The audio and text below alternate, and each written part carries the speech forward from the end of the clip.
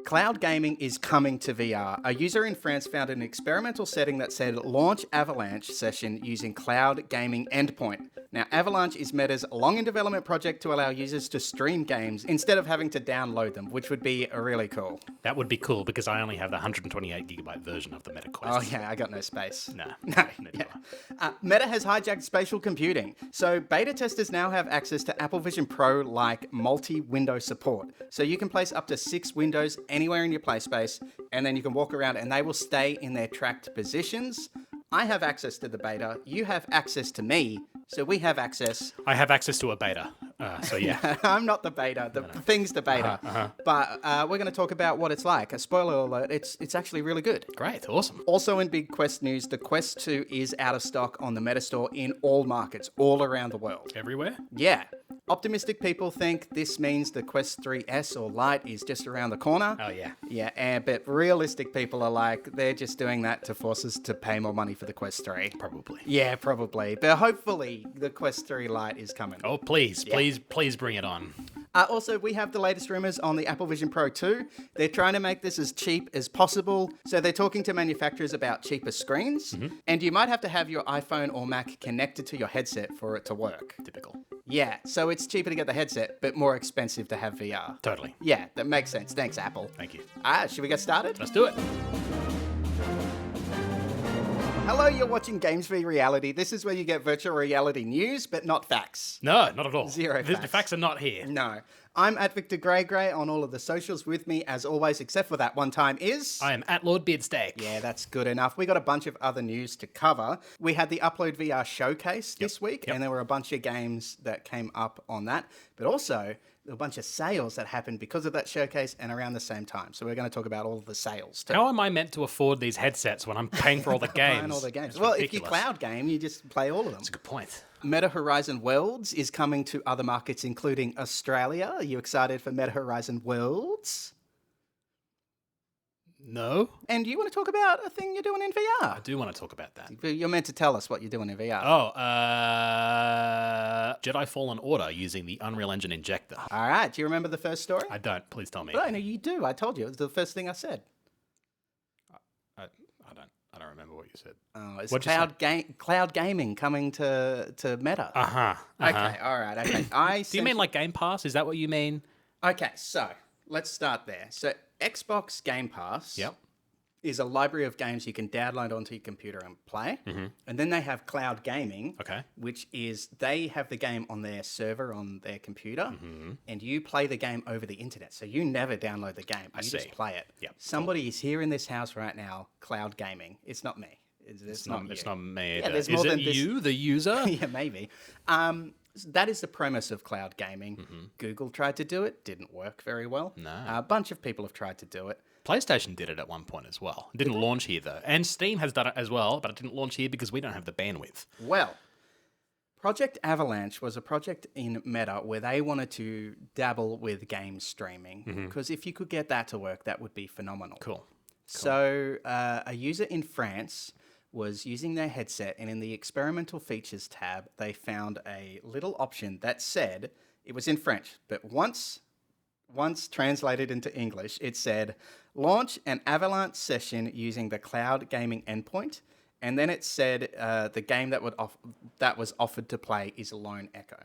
Okay, great. A very modern game as well. Yeah. So he clicked on it, nothing happened. That's an Oculus PC VR title, right? Yes, but Oculus is the important part. It is an official Meta-owned property that they're testing doing cloud gaming with. Okay. If this was a random game, you'd be like, maybe it means nothing. But the fact that it is a meta game, I think, is important. Because that means it's reinforcing that this is real. This wasn't just some weird error that occurred. No. So people are thinking, obviously, they're leaning towards this was a mistake. He wasn't meant to see this. But it is a feature that is in there that they are working on. And him seeing it was the error, but it's real. It's like that guy discovering the button that was in the interface a couple of weeks back, and he found something that no one else had experienced. He's like, is this an extra feature? I don't know. Or not? Yeah. You and I are two very different Quest users. I play a lot of in-Quest games, like native Quest games. You PC VR. Most of the time, yes. Part of that is because Steam VR is very customizable. Yes. But the other part of that is there's no denying, just like they look better. They look better and they play better. Yeah. Yeah. They're just better because it's a computer versus That's right. You a got mobile more. phone. There's more you can build into it. But this would mean that we would all be playing on computers. We would have a huge graphical boost. Totally. And anywhere that you can offload processing power, I think it'll help make VR gaming more accessible. I've read this article on UploadVR and Road to VR. UploadVR said the existence of Avalanche was first revealed in April 2022 when Quest firmware had a little bit of code that mentioned cloud gaming. So that shipped in late 2022, which means they've probably been in development for about 4 years. Yep. 4 to 5 years is a reasonable amount of time for a project like this to be in development. Totally. It is probably on the shorter end. Yeah. For a big feature like this. Yeah, you'd want it to go correct as well if you're doing this kind of big thing. Because very famously, Google tried it with Stadia and they did not...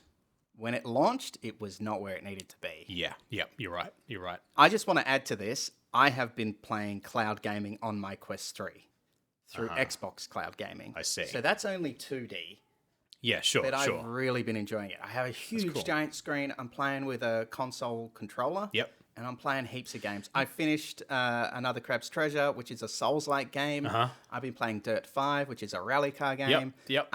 Big City, Little Kitty. Heaps of games I've been playing. What's wrong with Big Kitty, Little City? I don't need to tell you what's wrong with that. You can search that on your own. So anyway, I'm a big fan of cloud gaming, and I'm excited for this. That's great. That's awesome. Yeah. I will say VR will be a lot harder because if there's any glitches, people will have zero tolerance for it. Yeah, that's right. And there's a lot more room for failure with something where you're using real-time tracking with your head and hands, and then you have to have the game streaming at the same time. Yeah. There's a lot going on that can mess up. I'm looking at the last video's analytics, and 95% of people aren't subscribed to this channel when they watch the video. So if you're one of those people, please subscribe. I'll make sure to do that. You're one of the people? I might be a couple of people. Oh, God. No. Do you remember the second story? You weren't expecting that question, were you? I wasn't. I haven't been. Okay. The second segment was about spatial computing on the Quest 3. Yes. So Meta rolls out their experimental features randomly to beta testers. And so a bunch of them have had this feature activated that allows multi-window support. So these are all the mechanics that are in their weird retro 80s muscle car room trying to work on something. They really need a window to be in a very specific place so they can work on that. So a few weeks ago, we were like, is Meta lying to us with false advertising, or is this coming? And it's coming. Actually, you know what? I didn't even think about that. It is coming. Totally. Yeah. So was there a miscommunication when that was being put together? It's like, are we launching this yet? It's like, oh, fuck, we're not. God damn it. We've got the marketing team jumped the gun. All right, okay. I'll explain what this is. We've jumped the gun a little bit too. So this experimental feature allows you to now have up to 6 windows. You have 3 on the dock like you've always had, but now you can have 3 more just floating in space anywhere you want to put them in your placements. And I've done it in this room. This is a fairly large room. I've put one on one side of the room, one over in the kitchen, one over there, and I've walked around and they've all tracked really, really well. There are a few quirks with this with these tracking. So it will stay in, the windows will stay in place as long as you have the dock open. Okay. But once you close the dock and then open the dock back up, all of the windows reorientate around where the dock is now. So if the dock was here and then the dock's here, all of the windows will spin to that. So the windows are all relative to your head position, and once you close and reopen, it's like your head's here, so it'll then move everything back to where it thinks your head is. Yeah, which I think I'm hoping they'll fix. It seems there should be a checkbox where you can be like stay in place even when closed or something like that. Yeah, for sure. I found when I was using it, because I've used it a lot more than you, I found when I was using it, what I would do was I would just carry the dock around with me. Interesting. And I'd leave the windows where they are. I wonder if this is a limitation of the headset in terms of background applications. Yeah. It's like once you close that dock, is it suspending that, or is it like closing it down, reopening? Like what's it doing? You know? Yeah, it could be. Yeah. Another interesting feature is the windows will get bigger the further away they are from you. So if you push one away, it'll grow a little bit bigger. Interesting. So what I was doing was I was grabbing a window, pushing it, and then grabbing a window and pushing it so it would grow really, really big. I did that with my kitchen sink. I put the window there so it was huge, and then I'd walk over and do my dishes, and I had a giant screen to watch. This guy is doing his dishes with a $800 thing strapped to his face that dies when it goes into liquid. Yeah. That's audacious. Yeah, maybe the sponsor of this podcast should be like an insurance. Yeah, totally. Yeah.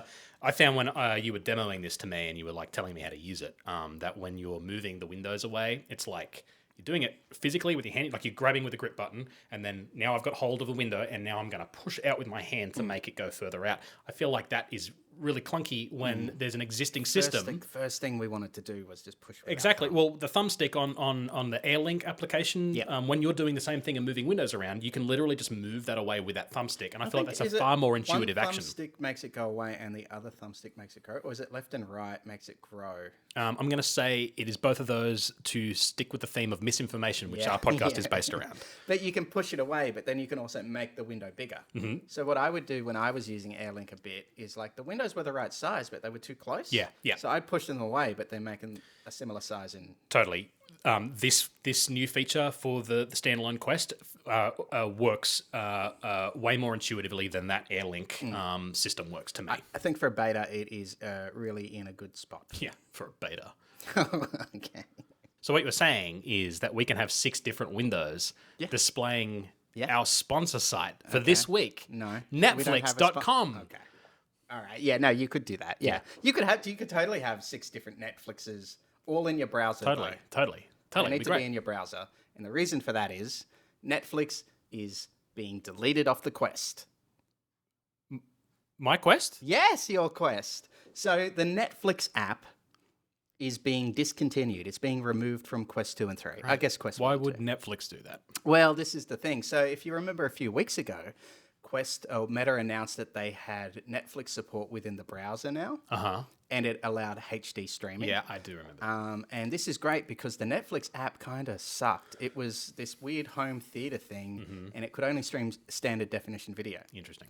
Well, it turns out the reason for that is because it was originally developed for the Galaxy Edge what's the Samsung VR called again? The Horizon Pro Spatial Quest computing platform for all enterprise members. Yes. I'll get the name up here. The reason the Netflix app was so bad was actually because it was originally developed for the Samsung Gear VR. Everyone's favorite headset. Yeah, so Netflix didn't really make the Netflix app. I found this article, I think it was linked on Reddit, by Anthony Park, who was the VP of engineering at Netflix. And he basically said, we got John Carmack to make this app for us. Jesus. Yeah. Can you cut in footage from Scooby-Doo where they're pulling the thing off and it was John Carmack the whole time? It was old man Carmack. He's at it again. So basically, John Carmack made this app for Samsung Gear VR or whatever it was called. Sure. And then he's come over to Oculus and is like, I got a Netflix app. I'll put it on the Oculus. So he brought it over, but Netflix never supported it because John made it. They had nothing to do with it, really. They just asked him to make it. I like the idea that he sat down and wanted to watch Netflix, and so he just codes an app, like in that sitting. He goes, in 15 minutes, he goes, fuck, I'll just make it.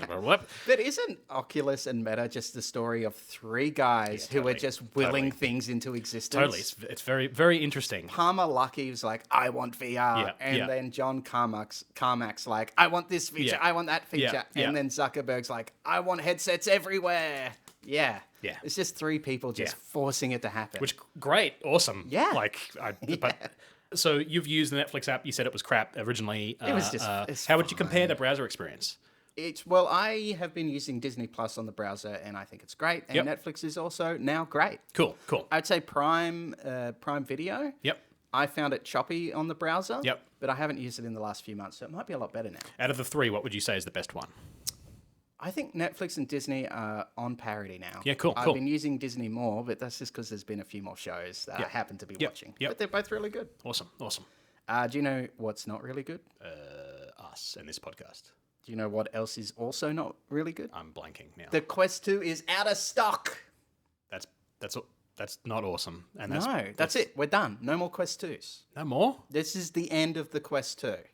I am selling my Quest 2 for $850, which happens to be the exact price that I will be spending on the Quest 3. Do you think it'll be more expensive to sell a Quest 2 or less expensive to... Yeah, I don't know. I've seen a lot of secondhand Quest 2s going on eBay right now, trying to prep for get ahead of the curve. Exactly. Okay, so this story is, if you go onto the Meta store in any market, apparently, the Quest 2 says it's out of stock. Interesting. I went to meta.com in Australia. Yep. And it says here 128 gigabyte, $359 Australian. Okay. Out of stock. Oh. And I've just hit the notify me to let me know when the Quest 2 comes back in stock. But it's just at this stage, that's it, no more. If you see it before they do or we do, email us at GamesVRealityPod@gmail.com and tell us if it is in stock. Or leave a comment because this will also be on YouTube. It will be. Yeah. So there's two camps. There's two ways of looking at this. One, they've stopped making the Quest 2 because the Quest 3's out and the Quest 3 Lite is going to be coming out. And the Quest 2 is the cheaper headset, but the Quest 3 Lite will take that place. So hopefully this is a sign that they're just clearing the decks so the Quest 3 Lite has a clear runway and can launch and be sold and everyone can be happy. Meta did not have a showcase this year. Yes. In a US summer period, which has been stocked with showcases. Yeah. So if there was something to announce, I feel like it would have been packed into that, and that never happened. Also, many eons ago, when the Quest 2 launched, and people were trying to buy replacement controllers, quite a lot of the time they were getting refurbished controllers. Yeah. And it's not like you were going onto the the Meta site and then saying, and it was saying, oh, these are out of stock, when they quite clearly were. Yeah. Because they were sending you refurbished controllers. Oh, right? Yeah. So it's like, whether or not it's available or not, you have to let time tell what's going on, and not this storefront. So I guess you're kind of saying Meta's not the clearest communicator with this kind of stocking stuff. Yes. So it could have been the negative way to look at it. Sure. Which is they have dropped the ball. Yep. And they've run out of Quest 2s. Yeah, it's the entirely Quest possible. Lite isn't coming around the corner. And they're just like, well, people will buy the Quest 3 and we'll make more money. Which they could then put back into restocking or, making a new device, but we never know. Yeah, well, I think when I think about this, I think that is the end of the Quest 2. I can't see them remanufacturing this device if a Quest 3 Lite is coming. I think this is the end of an era. Modding for Contractors VR.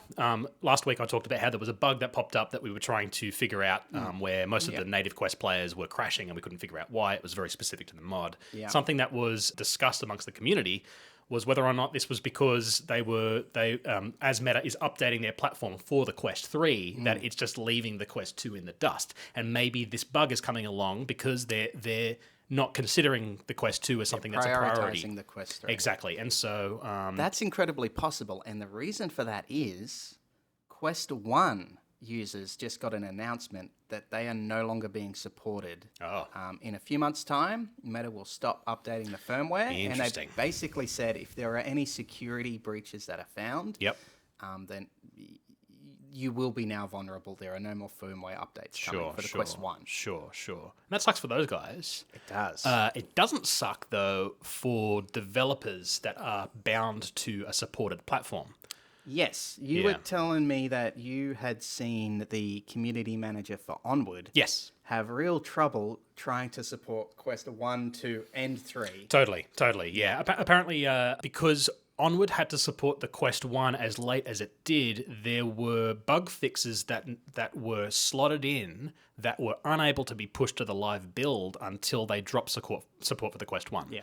And so that support... could be seen as like shackling these devs to a point where they can't progress their game. They can't continue to development in the way that would be optimal. Yeah. And so, this does suck if you own a Quest 2 and you don't own a Quest 3, but you might be you might be surprised at how many more games could come out as a result of these design philosophies, I guess. I don't know.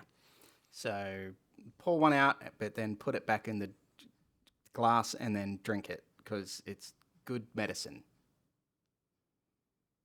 And it's free. And it's free, I guess so. Your least favorite thing to talk about is our next topic, the Apple Vision Pro 2 rumors. Oh, yeah. Yeah. Right. Okay, we'll keep this super brief because we harp on about the Apple Vision Pro 2 a lot. Two major stories have come out this past week. Almost drowned, Are sorry. you just slurping up what you poured on the ground? Is that the problem? And it's so tasty. The rumors are Apple is trying to make this new Apple Vision Pro 2 or Lite as cheap as possible. So they've ditched developing an Apple Vision Pro 2. It's going to be a lighter, cheaper version of the current headset. To do that, they're talking to manufacturers about getting cheaper screens to put into the headset to bring the price down. And the second thing they're doing is they're toying with the idea of needing you to be connected to your phone or your Mac in order to use your Vision Pro. That's cool, though, because that unlocks more stuff, in theory, right? You don't have to cram a processor inside the thing. You just have an external processor. Even lighter. Yeah, totally. So I think you and I both, when we first saw the Apple Vision Pro, we thought this is what it did. When they had a cable going to the battery bank, we just assumed that was a souped-up phone. Yeah, totally. That had all the processing. Totally. It turned out it was just a battery pack. Yes. Yeah, exactly. You have to carry around. That's like on a thing that's in your pocket. Your phone's already in your pocket. It's got battery in it. But I don't know why, but I'm reading this from IndianExpress.com. That's the great. most That's reliable place to get your That's where I get all my VR news from. They said, following the recent report of the Apple shifting its focus from Vision Pro successor to a more affordable Vision Pro, it's now being reported that Apple's second spatial computer, codenamed N107, might not be a standalone device. Instead, it may rely on either an iPhone or a Mac for its computational capabilities. Can you translate that for me, please? Yeah, they said the report suggests that the more affordable Vision Pro might have a narrower field of view and would need an external computing unit such as an iPhone or Mac. So basically, you have a supercomputer in your pocket at most times. The iPhone 16, I'm guessing by the time this comes out, is that. Or your MacBook. So you get that. It's basically PCVR wireless or PCVR streaming. With the Vision Pro. And they're doing that just to get that price down. Cool. If it was something comparable to like a Quest 2, when it's not plugged in, but then when you plug it in, you're getting high fidelity, that would be ideal. Totally. Hopefully it's not a brick without a phone or a Mac, because that would suck. That would suck. I actually wonder what it would provide, especially now that we've got new features coming to the Quest 3, like, well, it's already come out now. You've got your travel mode and stuff like that. It's like, here's a reduced functionality for this device. I just love the idea week to week. We're hearing a press conference with progressively more like sweaty and desperate Tim Cook being like, I swear it's real good. And now, even though this one failed that I said was going to be real good, now we've got a cheaper one. It's coming. Yeah.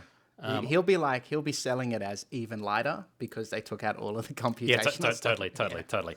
I said to you before this that I feel like the Apple Vision Pro, that's the name that you give to the second, more souped-up version of this, right? Yeah. So is this new version going to be called the Apple Vision Pro Lite, or is it going to be called the Apple Vision? With cheaper screens and less computational power inside, it's probably going to be called something like the Apple Poor Vision. I was going to say apple pie, because it's like a Raspberry Pi, which is smaller. But maybe. I like including poor vision in it, because that means I'm the demographic. Yeah. Another story we should probably cover off this week was UploadVR had their gaming showcase last week. Did you watch any of that? I watched a fair chunk of it. There were some cool games out there. The one that seemed to catch everybody's eye was the Maestro game. Oh, yeah. You have a little bit of conducting experience. I have a terrible conducting experience. I am a bad conductor. You have conducted. I have conducted. I'm a composer, but I don't like to conduct. It's very hard. It's a lot of hand movement. I'm not like a dancing kind of guy, so like that's really, it's a whole thing that you got to do. But isn't it? It's communicating, right? It's communicating. You're telling people with your hands. You are. That game looks really cool. It's it visually does look cool. stunning. Yeah, and it's a rhythm game, right? Like a Beat Saber, but you're like in front of an orchestra. Yeah. There's a whole bunch of games at the showcase. There's too many to go over, so we might peel off and do a separate video on the showcase. Yeah, totally. I'm happy to, and we can just like flick through them. Something that happened because of the showcase, you found some good humble bundles with games that were on the showcase. I did. There's a bundle you can get right now for $15. I think it's got stuff like Gorn. It's got Blade and Sorcery Nomad in there as well. It's got like a bunch of things that I'm vamping to be able to find right now on my phone. It's really, really good. It's excellent. The Gorn and Nomad, Yeah. top tier games. Totally. There was a period of 2 years where you every day would rant about how good Gorn is. Gorn is fantastic. Gorn was the first game that told me that the best weapon in a game full of physical weapons is just picking up another enemy and using it as a battering ram to swing around, which still holds true for Blade and Sorcery, by the way. That's the best weapon in the game. And if you haven't got Blade and Sorcery Nomad yet, and you can get it in this humble bundle, get it now before Blade and Sorcery goes 1.0 Totally. on the Quest. Totally. And also get it while you have a Quest 2. And if you don't have a Quest 2, sucks for you, I guess. Yeah, I guess so. But there's a bunch of other sales on at the moment too. Steam has their summer sale. the Steam summer sale. Yeah, it's great. And I highly recommend that you look through that for some games that are supported by the Unreal Engine. Yeah, that's a really good point. So have a look at the Steam summer sale for PC VR games you want to play. But also look for just Unreal Engine 4 or 5 games that are just regular desktop games. You can look up uevr-profiles.com, just Google it. And that has a big list of games that could be modded really easily into being VR games. We've been talking about a lot of Resident Evil games. You just finished Resident Evil 8 properly this week. I did. I actually finished it. I got past that little glitch that was happening where the little icon came up that didn't allow me to progress past the third act. But a fantastic series of games. Absolutely. They're all desktop games, but you've been playing them in VR. I have been, Yep. Lastly, Meta has their June sale. They obviously wanted to call it the summer sale, but Steam stole that. Yeah. Well, it's not summer here anyway. It's June, and it's winter. Cold. It's cold. It's very cold. A sweater inside. Yep. They have up to 75% off a list of games. The games is less extensive, but it's still worth checking out. Totally. And that's pretty much all of my news, except to say the biggest news of all, and that's Meta Horizon Worlds is opening up to all markets. So we'll be able to play it in Australia. Are you excited? Listeners. Yeah. Comment on this video if you even know what that thing is, because I don't know what it is, and I feel like I've been told what this thing is every week. Yeah, it's basically VR chat, but Meta's version of it. But you don't have legs.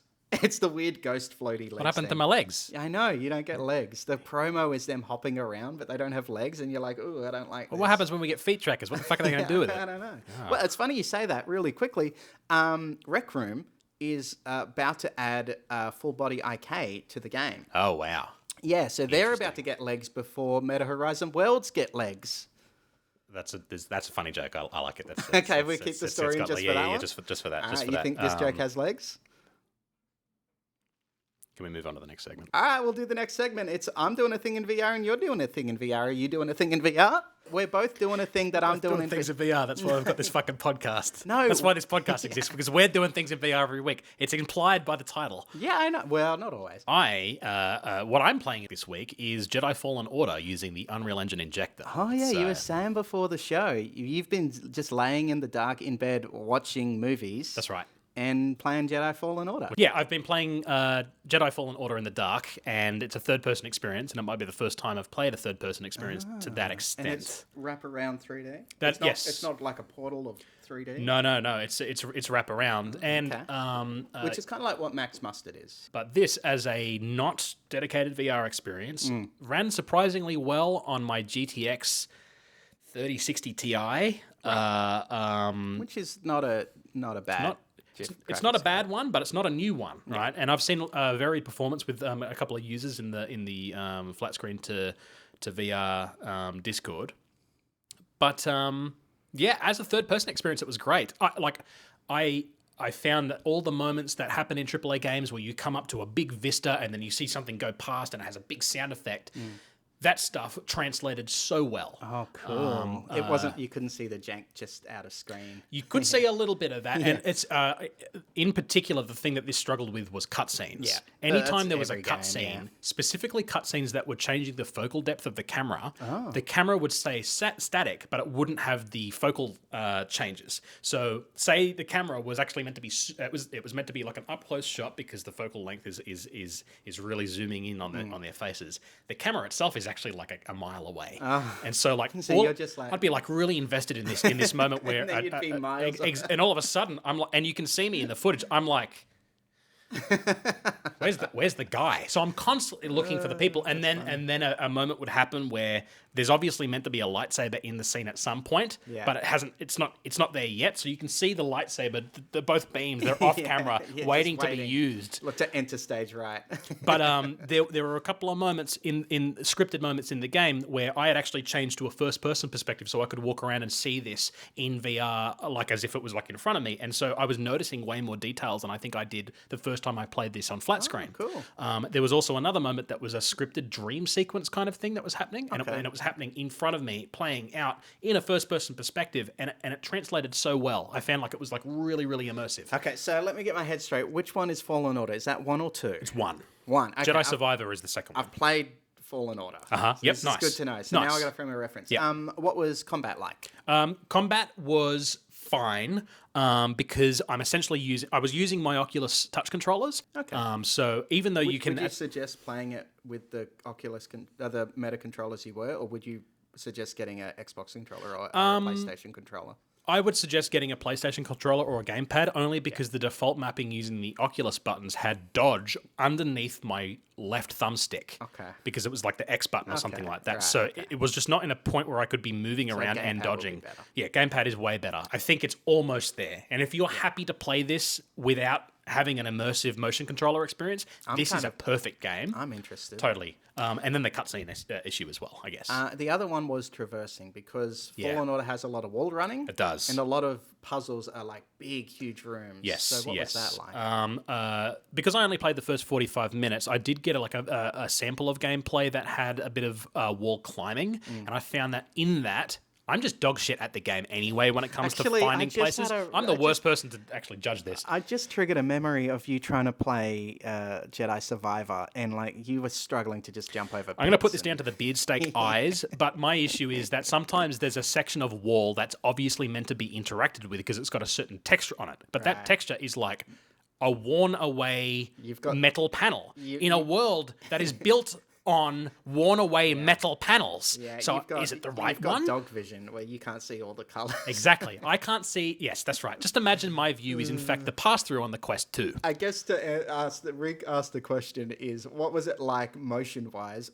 wall running across or traversing and stuff? Did it feel okay in VR? It did feel okay, and when I switched to a first-person perspective and I would make a jump across a chasm and then not make the jump, I would fall, and that actually gave me the stomach lurch that you get when you go down like a roller coaster or like an elevator or something like that. You mentioned this before the show. This was the first game where you were like, you missed a jump and you were like, yeah. You've got pretty good VR legs, and this made you jump. That's right. It didn't give me nausea to any extent, but just missing and then seeing, oh boy, I'm falling, and I'm falling pretty fast, and I'm still falling. All those little moments playing in my head as it's all happening, it translated really well. And so as I'm going from section to section, I'm like looking at that jumping like, man, that's a long way. Can I even make that? And I'm like, well, I'm a Jedi, so I can totally make it. And it's VR, so I'm not going to die. Admittedly, I've only played the first 45 minutes, which is the opening section of the game. I feel like performance in that section might not indicate how the game will run when you get to later sections like Kashyyyk, which has a lot of foliage and stuff and mist. Yeah. And there's lots of people shooting at each other and stuff like that, and there's water. Effects, That's right. So you might find that performance gets worse as the game progresses. So we might report next week. That's right. Yeah. You're fully intending to finish this? I'm fully intending to play it a little bit more until I find something that's a little bit better. And thankfully, there's no sales that are going on right now that will tempt me away from playing this. You already owned it? I did already own it, but I see it on sale for as low as like $3. I'll get it. So yeah, totally grab it. Even if you're going to play it on 2D. Yeah. Oh yeah, it's a good game. This is the most important question. Game v reality. Would you rather play the game or face the real world? In reality, I can't traverse in the dark as effectively as I can in VR. So I think that the game wins this week. The game wins. All right, cool. I think that's the end of the show. Is that the end of the show? I think it is. All right, if someone has a complaint or wants to bully us online, where should they go?